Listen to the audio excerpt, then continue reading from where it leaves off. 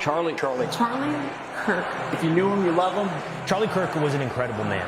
One of the strongest, bravest people that I know. Charlie has the work ethic of no one I have ever met in my life. I don't think it can be understated, the impact that he had. One of the greatest communicators of the generation. He was more than just somebody who would comment on the news. He genuinely respected and genuinely loved, in a Christian manner, the people on the other side of the table. He didn't hate anybody. He would give the shirt off a back to help someone that was in need, regardless of their political stripe. His ideas were about faith, family, freedom. This young man with an idea that became a movement. What he built is part of his legacy, but also part of that legacy, more importantly, is a husband and a father.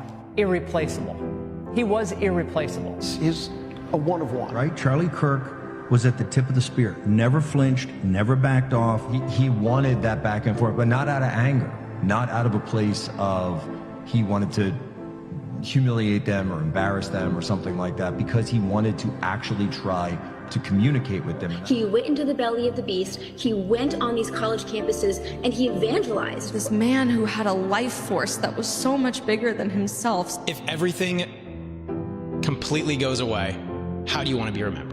I want to be remembered for courage for my faith. That would be the most important thing. Most important thing is my faith in my life. I hope that the story of Turning Point USA, again, we started with no money, no connections, and no idea what I was doing, resonates with some of you. It's a nonprofit called Turning Point USA. To despair is a sin. And some people say, oh, Charlie, you know, it's too hard. It's too overwhelming. It's too dark. Snap out of it. You still live in the greatest nation ever to exist in the history of the world. There is still so much to be hopeful and to be thankful for. And we have agency. The globalists are worried that you are waking up. They're worried that their fraud and their nonsense is finally being exposed, and you are at the central nerve of all of that. Ask God how to use you. Find a place to plug in. I am thankful for you. We had a vision because we love the country. Push yourself harder. Here I am. Lord, use me. You guys might remember a year ago, I gave the whole speech of here I am, Lord, send me. And it was kind of this joke that we had as soon as I gave that message. I remember him getting off stage and I say, honey, do you realize what you just did? He's like, yeah, I just, and I was like, no. You said, here I am. That is a very powerful statement.